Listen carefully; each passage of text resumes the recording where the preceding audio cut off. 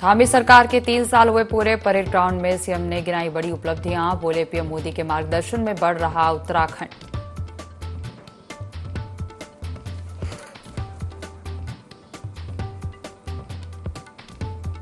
CM Dhami के road show में उमड़ा जन सैलाब। ऐतिहासिक रोड शो में जनता ने बरसाया प्यार। सरकार की गिनाई उपलब्धियां।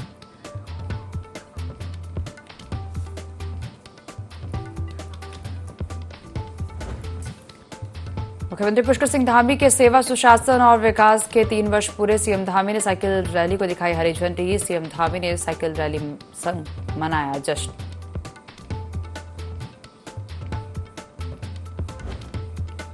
हरिद्वार में होटल ट्रैवल्स व्यवसायियों की बैठक। 4 धाम यात्रा को सुचारू करने के लिए प्राधिकरण गठन की मांग। बोले यात्रियों के लिए आसान हो ऑनलाइन रजिस्ट्रेशन।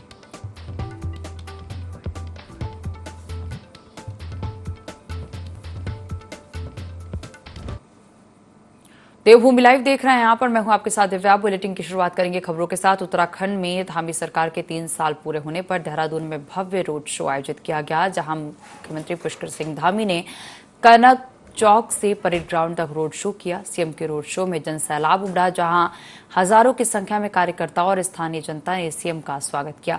सीएम ने रोड शो के बाद परेड ग्राउंड में आयोजित मुख्य कार्यक्रम में शिरकत भी किया।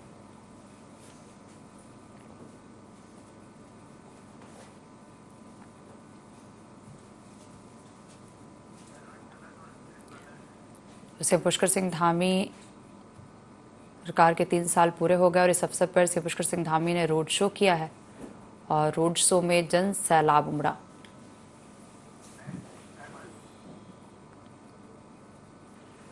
और देहरादून के परेड ग्राउंड में धामी सरकार के कार्यकाल के 3 वर्ष पूरे होने पर विशेष कार्यक्रम आयोजित किया गया, जिसमें मुख्यमंत्री पुष्कर सिंह धामी ने शिरकत किया।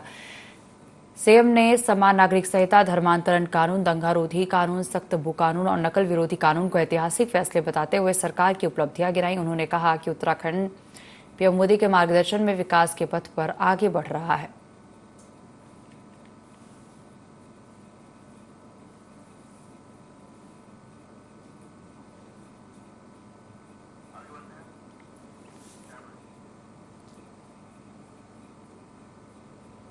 और मुख्यमंत्री पुष्कर सिंह धामी का बैठकों का दौर लगातार जारी है। बीते दिन सीएम ने वित्त विभाग की बैठक ली, जिस पर जानकारी देते हुए सीएम ने कहा कि आने वाले समय में हमें कई सारी चुनौतियों का सामना करना है, जिसको देखते हुए वित्त विभाग के अधिकारियों को निर्देश दिए कि राज्य में आगामी 10 साल की वित्तीय स्थिति की पूरी योजना तैयार की जाए और इस दीर्घकालिक योजना में आर्थिक और सामाजिक विकास, पर्यावरण संरक्षण, आधुनिक तकनीकी का उपयोग कर योजनाओं के प्रभावी क्रियान्वयन पर कार्य किया जाए। उन्होंने कहा कि 2047 तक प्रधानमंत्री नरेंद्र मोदी के विकसित भारत के संकल्प को पूरा करने के लिए सबको अपना योगदान देना होगा। राज्य में 2047 तक की वित्तीय स्थिति के लिए भी विस्तृत योजना बनाई जाए।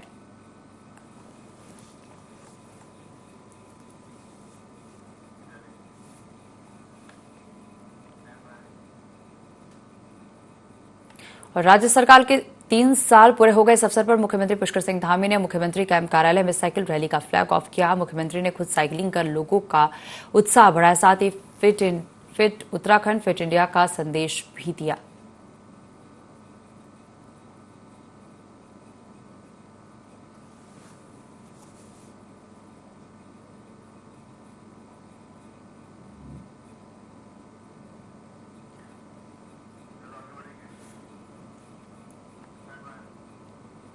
और 1 अप्रैल से शुरू हो रहे फायर सीजन को लेकर वन विभाग द्वारा सभी तैयारियां पूरी कर दी गई हैं। साथ ही ग्रामीणों के साथ मिलकर लोगों को जागरूक किया जा रहा है और वन संपदा को कम से कम नुकसान हो, इसके लिए हर संभव प्रयास भी किए जा रहे हैं।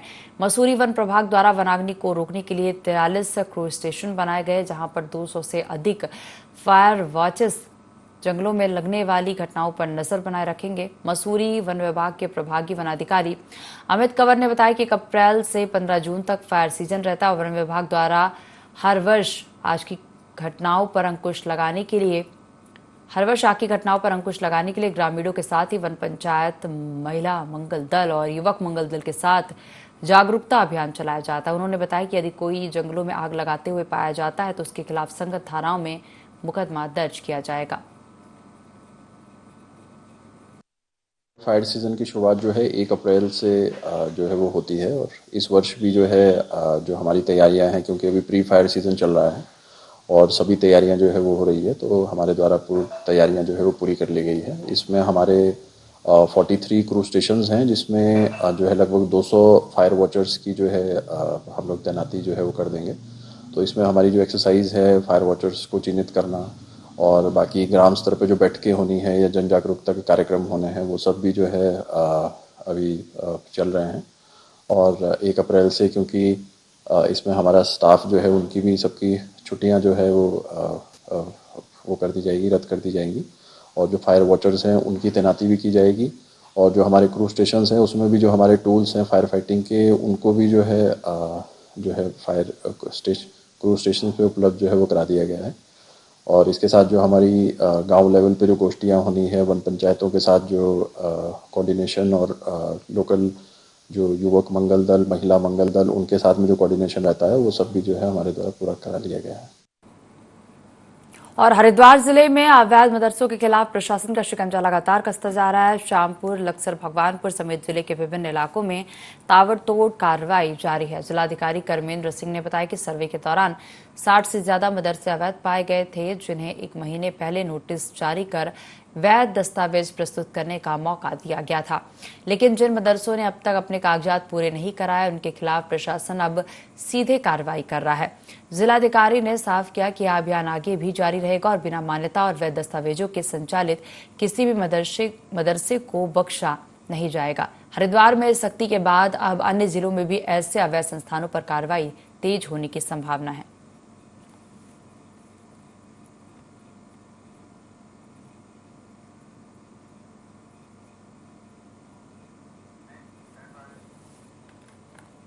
और चलिए इसी के साथ खबरों में आगे बढ़ेंगे। खबर हरिद्वार से, जहां उत्तराखंड के पूर्व मुख्यमंत्री हरीश रावत दौरे पर रहे। सबसे पहले हरिद्वार के प्रेस क्लब में आयोजित पार्षद सम्मान कार्यक्रम में प्रतिभाग करने पहुंचे। उत्तराखंड में लगातार अवैध मदरसों पर हो रही कार्रवाई को लेकर पूर्व मुख्यमंत्री हरीश रावत ने कहा कि जिन मदरसों पर कार्रवाई की जा रही है, उन लोगों ने आवेदन कर रखा है। सवाल यह है कि मान्यता के लिए क्यों उन पर निर्णय नहीं लिया गया। जो बच्चे उन मदरसों में शिक्षा ले रहे हैं, उनकी शिक्षा का क्या प्रबंध है। मदरसों को केवल राजनीतिक कारणों के चलते बंद कर दिया है। जिन्हें अवैध मदरसे कहकर बंद कर रहे हैं, उन लोगों ने 8 साल से मान्यता के लिए अप्लाई किया और उनको मान्यता नहीं मिल रही है। हरीश रावत ने कहा कि भाजपा केवल इसी तरह की राजनीति करती आई है।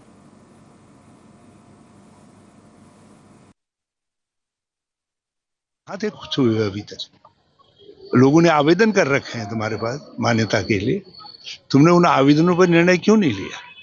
क्यों उनको दबाए रहे? वर्षों वर्षों से दबाए रहे। 8 साल से तुम कुछ कर ही नहीं रहो। तो लोग, जनसंख्या बढ़ रही है। अब मैं उनसे कहना चाहता हूं, मैं वैध और अवैध में नहीं जा रहा हूं। बच्चे जो है वो क्या है बताएं, किसकी जिम्मेदारी है? उनकी शिक्षा का क्या प्रबंध है? जो आपने मदरसों में राजनीतिक कारणों से उनको तुमने बंद कर दिया, कह रहे हो अवैध मदरसे। अरे भाई, जिसने नियम तो अप्लाई कर दिया है, आवेदन किया है, यदि छुपा करके कर रहा होता तो अवैध गतिविधि होती। वो तो कानून सम्मत तरीके से मान्यता चाह रहा है, सब कुछ करने के लिए तैयार है। तुम उन मान्यताओं को पर 8 साल से बैठे हुए हो, तुम दे नहीं रहे हो मान्यताओं को। और अब जब लोगों ने स्थानीय आवश्यकता को देखते हुए खोल दिए तो तुमने उनको अवैध बता दिया। तो पहले तो ये वैध अवैध की परिभाषा को ठीक करो। और हरिद्वार में पुलिस, ड्रग्स विभाग और एंटी नार्कोटिक्स टास्क फोर्स की संयुक्त टीम ने गोदाम में छापेमारी की, जहां टीम ने गोदाम में छापा मारकर भारी मात्रा में नशीली दवा बरामद की है। टीम की छापेमारी से क्षेत्र में हड़कंप मच गया। पकड़ी गई नशीली दवा की कीमत लाखों रुपए बताई गई है। गोदाम से टीम ने 3,41,568 ट्रामाडोल टैबलेट्स बरामद किए हैं। वहीं पकड़ी गई नशीली दवाओं की बाजार में कीमत 30 लाख रुपए से ज्यादा की गई है। कार्रवाई की भनक लगते ही ट्रांसपोर्टर मौके से फरार हो गया, जिसकी तलाश पे पुलिस जुटी है।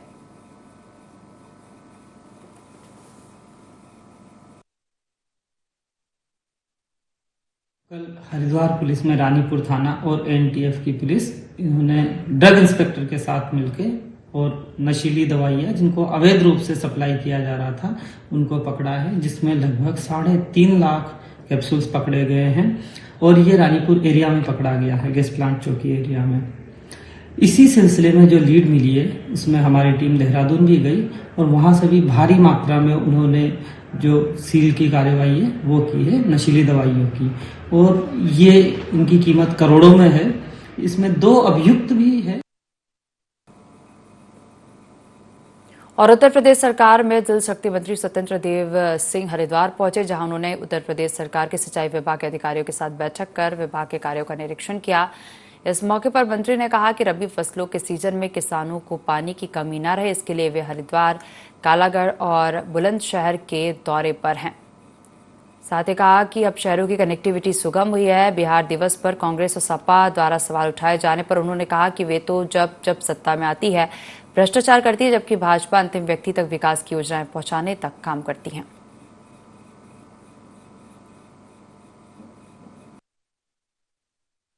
थोड़ा समीक्षा यहाँ करना था, फिर यहाँ से कालागढ़ जाना है, कल बुलंदशहर जाना है। रबी खरीफ का फसलों में किसानों को कोई कमी न हो और सिंचाई और पीने की भी में कमी न हो और गंगा जी का पानी सभी को उपलब्ध होता रहे, उसी की दृष्टि से दौड़ा मेरा है। तो अभी समीक्षा करूंगा।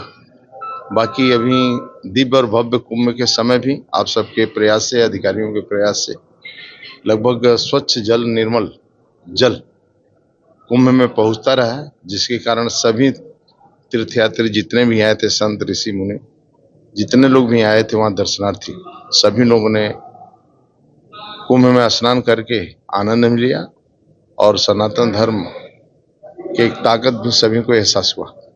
इस कारण यहाँ से जो बराबर गंगा जी निकली हैं और बलिया तक उत्तर प्रदेश में, तो कहीं भी नाले और इस प्रकार की गंदगी भी न गिरे, इसकी भी पूरी देख रेख हम लोग करते हैं।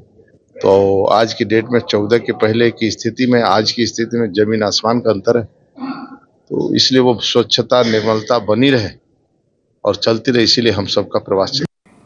उत्तराखंड सरकार के कार्यकाल के 3 वर्ष पूरे हो चुके हैं, जिसको लेकर पूरे प्रदेश भर में कई कार्यक्रम आयोजित किए गए। तो वहीं देहरादून के परेड ग्राउंड में भी सेवा, सुशासन और विकास के 3 वर्ष के रूप में धामी सरकार के कार्यकाल को लेकर भव्य कार्यक्रम आयोजित किया गया। इस दौरान देहरादून के कनक चौक से लेकर परेड ग्राउंड तक सीएम धामी ने रोड शो किया, जिसके चलते बड़ी संख्या में उत्तराखंड वासियों ने फूल बरसाकर उनका स्वागत किया।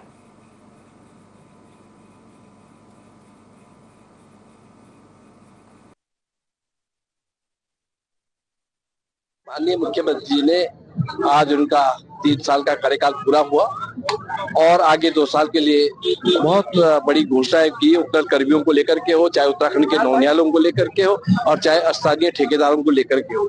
ये बहुत बड़ी बात उन्होंने कही है और भारतीय जनता पार्टी की सरकार और माननीय मुख्यमंत्री पुष्कर सिंह धामी जी उतना ही कहते हैं जितना वो कर सकते हैं। और आज देख रहा है वो धरातल में दिख रहा है और जिस तरह से उन्होंने कुल मिलाकर के नकल विरोधी कानून को लाया है, आपने जो है वो कानून को लेकर के आया है, बहुत बड़ी उपलब्धि है। यूनिफॉर्म सिविल कोड को लेकर के जिस तरह से आज पूरे देश में वाई हो रही है, ये मुख्यमंत्री जी पुष्कर सिंह धामी जी कर सकते हैं, क्योंकि एक युवा सोच है, युवा चिंतन है, इसलिए देश आगे बढ़ता है। भारतीय जनता पार्टी की 3 साल का कार्यकाल आज पूरा हुआ। हमने प्रधानमंत्री श्री नरेंद्र मोदी के नेतृत्व में अपना दृष्टि पत्र देश की जनता के सामने रखा था। अनेक चुनौतियों, अनेक प्रकार की परेशानियों को सामना करते हुए हमने अभी तक अपने दृष्टि पत्र का 70% भाग पूरा कर लिया है और जो बचा हुआ भाग है 30% का, वो भी आने वाले समय में पूरा करेंगे। उत्तराखंड की जन अपेक्षाएं, माताओं, बहनों के, नौजवानों के विश्वास को आगे बढ़ाते हुए उत्तराखंड देश का श्रेष्ठ राज्य बने और हमारे आदरणीय प्रधानमंत्री जी का जो उनके मुख से बाबा केदार के धाम में निकले हुए शब्द, ये दशक उत्तराखंड का दशक होगा।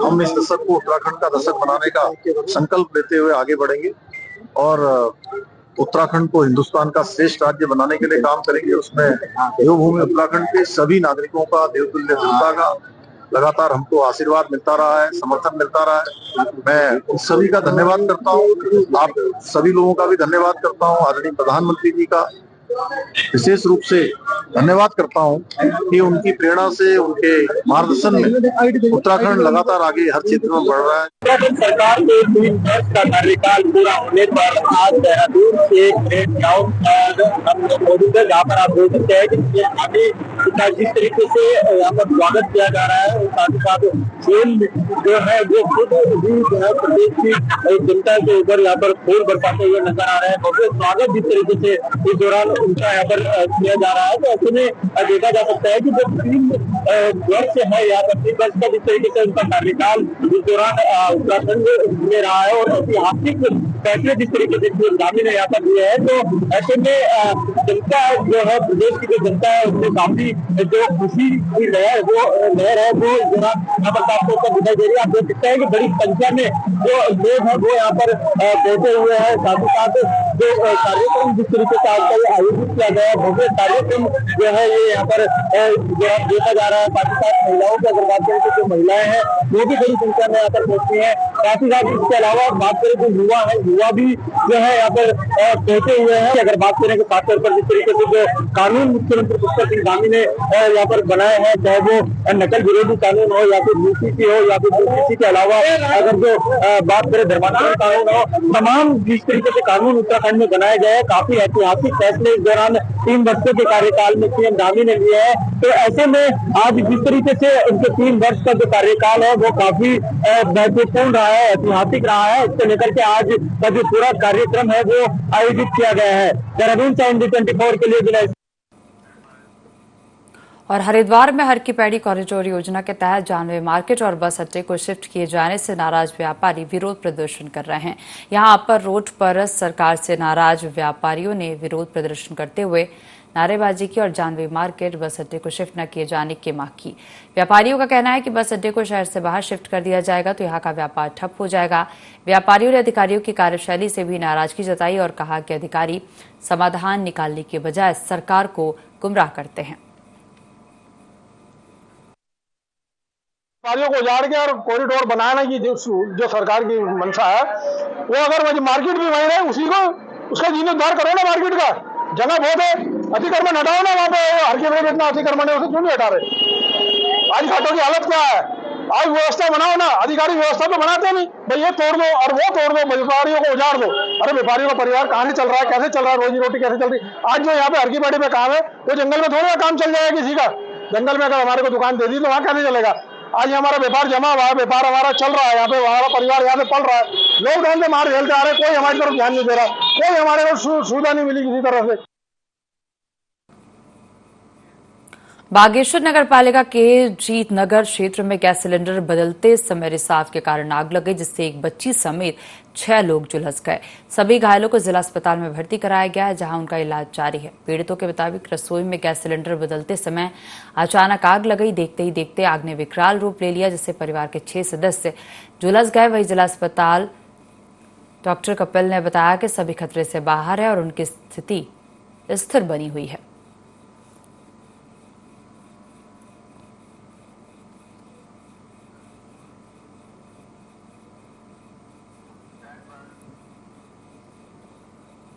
और हिमक्रीटा स्थली औली में बर्फ की फुहारों के बीच हुई प्रथम राज्य स्तरीय स्कीइंग प्रतियोगिता और हिमालयन कप स्कीइंग चैंपियनशिप का समापन हो गया। प्रतियोगिता के दूसरे दिन औली टॉप की ढलानों पर अल्पाइन स्कीइंग की स्लालम रेस और हिमालयन कप चैंपियनशिप रेस का आयोजन हुआ, जिसमें जीआईसी जोशीमठ के प्रियांशु कवाड़ ने अंडर 18 पुरुष वर्ग में प्रथम स्थान प्राप्त कर गोल्ड मेडल हासिल किया। वहीं महिला वर्ग में राष्ट्रीय स्कीयर जीजीआईसी जोशीमठ की छात्रा महक कमार ने भी गोल्ड मेडल हासिल किया। स्टेट स्कीइंग प्रतियोगिता का समापन समारोह क्लिप टॉप रिसोर्ट परिसर औली में हुआ, जिसमें बतौर मुख्य अतिथि नगर पालिका परिषद ज्योतिर्मठ के अध्यक्ष समेत कई लोग मौजूद रहे। आई हूँ फर्स्ट और मेरे को ये प्राइजेस गोल्ड मेडल मिले। आप भी कोर्स कर सकते हैं और आप भी यहाँ औली में रिजॉर्ट में रुक सकते हैं और खेल सकते हैं। औली चैंपियनशिप और हिमालयन कप का समापन हो गया है, तो ये जो आयोजन रहा बहुत ही जबरदस्त आयोजन रहा। इसमें 4 साल से लेके आपका 18 साल तक के युवाओं ने इसमें प्रतिभाग किया। ठीक है, सभी के जितने भी हमारे टेक्निकल कम्युनिटी जितने भी हमारे लोग थे, इन सभी की मदद सराहनीय रही। तो इस बार तो ये इवेंट थोड़ा छोटे स्तर पर रहा, और मैं आप लोगों को आश्वासन दिलाता हूँ कि अगले साल से ये इवेंट बड़े स्तर पर। और खबर लोहाघाट से है, जहां उत्तराखंड विद्यालय परिषद का हाई स्कूल और इंटरमीडिएट बोर्ड परीक्षा मूल्यांकन कार्य राजकीय इंटर कॉलेज लोहाघाट में शुरू हो गया। मूल्यांकन के लिए चंपावत और पिथौरागढ़ के उप प्रधान परीक्षक और अंकेक्षक नियुक्त किए गए। मुख्य शिक्षा अधिकारी और मूल्यांकन केंद्र के मुख्य नियंत्रक मेहरबान सिंह बिस ने पारदर्शी मूल्यांकन के निर्देश दिए। उप नियंत्रक घनश्याम भट्ट और पर्यवेक्षक श्याम दत्त चौबे ने निष्पक्ष और त्रुटिहीन मूल्यांकन पर जोर दिया और इस केंद्र में 100 परीक्षक और अंकेक्षक 21 मार्च से 4 अप्रैल तक काम करेंगे। वहीं हाई स्कूल की 21,147 और इंटरमीडिएट की 5,586 उत्तर पुस्तिकाओं सहित कुल 26,733 पुस्तिकाओं का मूल्यांकन किया जाएगा। बता दें कि मास्टर ट्रेनर नवीन चंद्र पांडे और कैलाश नाथ गोस्वामी ने प्रशिक्षण प्रदान किया। लोहाघाट के जो हमारा मुख्य जो हमारा मूल्यांकन केंद्र है, इस मूल्यांकन केंद्र पर उत्तराखंड विद्यालय परिषद बोर्ड द्वारा यहाँ पर 100 परीक्षक, अंकेक्षक और प्रधान परीक्षकों की नियुक्ति की गई है। और इसमें हमारे इस केंद्र पर पूरे जो हमारे केंद्र को निर्धारित कोटा है वो हाई स्कूल में 21,147 और इंटरमीडिएट में 5,586, कुल 26,733 कॉपी लगभग हमारे इस मूल्यांकन केंद्र पर जांची जानी है। इसमें हमारे जो पूरे केंद्र के जो मुख्य नियंत्रक होंगे मेहरबान सिंह जी, उन्होंने भी हमें आज बधाई संदेश दिया है। और विश्व जल दिवस का उद्देश्य पानी के महत्व को समझाना और उसके संरक्षण के प्रति जागरूकता फैलाना है। और यह दिन जलवायु परिवर्तन, जल संकट और जल प्रदूषण जैसी वैश्विक प्रॉब्लम पर ध्यान आकर्षित करने के लिए मनाया जाता है। और इसी को लेकर सीमांत जनपद उत्तरकाशी में गंगा विश्व धरोहर मंच के माध्यम से ग्लेशियर बचाने के लिए गोष्ठी का आयोजन किया गया। पर्यावरणविदों का कहना है कि जल जीवन के लिए आवश्यक संसाधन और इसके संरक्षण के लिए सभी को मिलकर काम करने की जरूरत है। संस्थान के वैज्ञानिकों का कहना है कि स्थिति रही तो भविष्य में गंगा नदी में पानी की कमी हो सकती है। इसका असर सिंचाई से लेकर जल विद्युत उत्पादन तक पड़ेगा।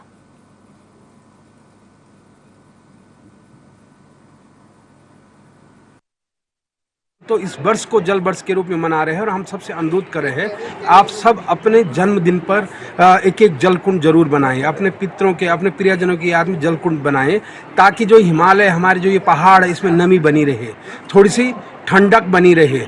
जब फॉरेस्ट फायर हो तो वो आग पे वो कंट्रोल पा सके। तो ये कुछ है काम है जिससे हम जो है ग्लेशियर को बचाने से रोक सकते हैं और खुद को बचा सकते हैं। ग्लेशियर दिवस की बधाइयाँ और भारतवासियों को, और विशेष रूप से उत्तराखंड और गंगोत्री विधानसभा जनपद उत्तरकाशी को बधाइयाँ। ग्लेशियर पिघलने के लिए जिस प्रकार पिघल रहे हैं, बहुत बड़ी विषम समस्या हमारे लिए, उसको रोकथाम के लिए हम तो कहते हैं कि सब लोगों को आगे आना पड़ेगा इसके लिए। ग्लेशियर से हमारे यहाँ पर उस पे सिर्फ लोकल इफेक्ट हो रहा है, इस पे ग्लोबल इफेक्ट हो रहा है। पूरे विश्व स्तर पर जहाँ जहाँ पर भी कार्बन उत्सर्जन किया जा रहा है तो उसका असर पूरे नॉर्थ और साउथ पोल में हो रहा है। वैसे ही हम इंडिया की बात कर रहे हैं, अपनी एक लोकल क्लाइमेट होता है, एक लोकल जलवायु होती है। अगर हमारे भारत की अगर हम बात करें, अगर मैदानी क्षेत्रों में, बड़े महानगरों में भी अगर कार्बन उत्सर्जन हो रही है तो कहीं ना कहीं उसका असर यहाँ पर भी पड़ रहा है। उत्तराखंड का सबसे बड़ा ग्लेशियर इसी जनपद में, उत्तरकाशी में, गंगोत्री में, और आज हम ग्लेशियर दिवस मना रहे हैं। मैं इस अवसर पर सभी का धन्यवाद करना चाहूँगा और सबका ध्यान आकर्षित करना। और बुलेटिन में फिलहाल इतना ही। आप देखते रहिए ND24। नमस्कार।